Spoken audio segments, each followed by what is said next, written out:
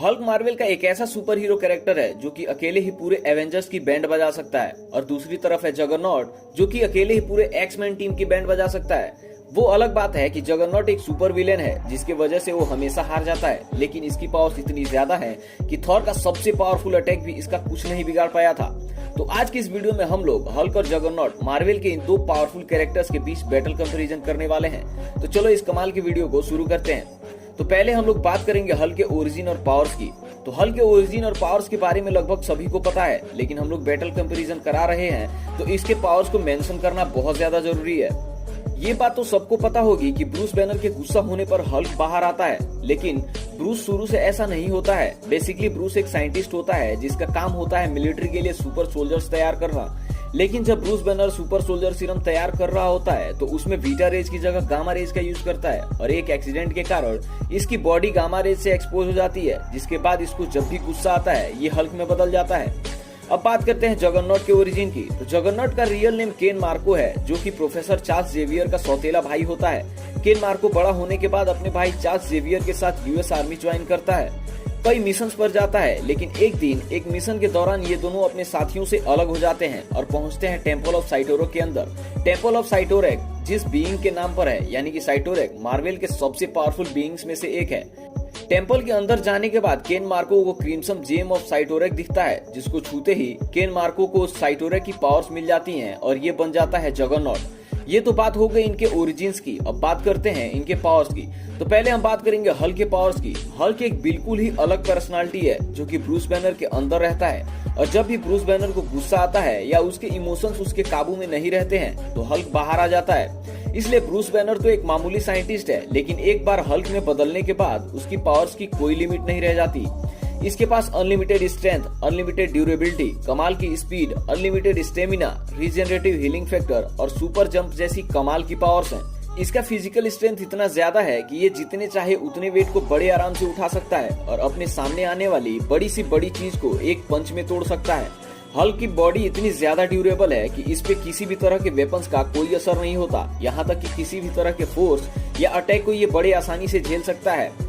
इसकी बॉडी इतनी ज्यादा ड्यूरेबल है कि इस पे बुलेट्स और बॉम्ब, यहाँ तक कि मिसाइल का भी कोई असर नहीं होता। मार्वल कॉमिक्स के एक स्टोरी लाइन के अंदर एक बार एक बड़ा सा माउंटेन सभी सुपर हीरोज के ऊपर गिरने वाला होता है, तभी हल्क उसे अकेले ही उठा लेता है, जिसका वजन था लगभग 150 बिलियन टन। इसे रेडिएशन से भी कोई नुकसान नहीं पहुंचता, उल्टा ये रेडिएशन से और ज्यादा पावरफुल हो जाता है। ये आउटर स्पेस में सर्वाइव कर सकता है और पानी के अंदर भी सर्वाइव कर सकता है।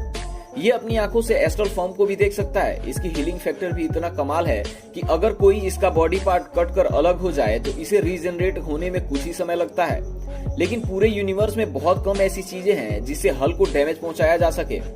और तो और वर्ल्ड वार हल्क की एक स्टोरी लाइन में हल्क को इतना ज्यादा गुस्सा आया था कि हल्क के सिर्फ चलने से ही पूरा मैनहट्टन डिस्ट्रॉय हो गया था।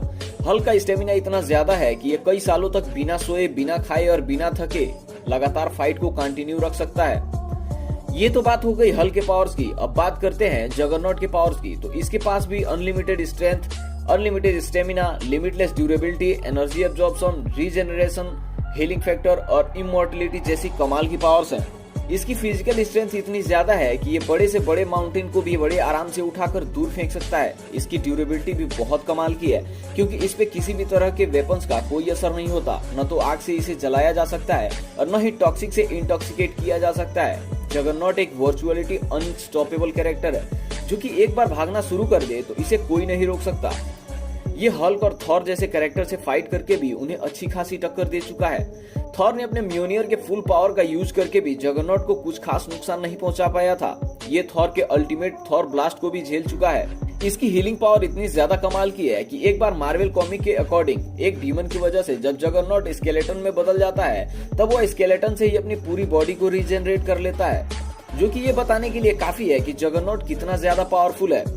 इसका एक और फॉर्म है जिसे ट्राइन जगरनॉट के नाम से जाना जाता है। जब जगरनॉट ट्राइन जगरनॉट में बदलता है तब उसकी हाइट लगभग 100 फीट होती है, और ये इस फॉर्म में साइटोरक के फुल पावर को यूज कर सकता है। ये थी पावर्स जगरनॉट की। अब क्या हो अगर मार्वल के दो ऐसे कैरेक्टर्स आपस में फाइट करें जो कि सिर्फ और सिर्फ तबाही ही मचाते हैं।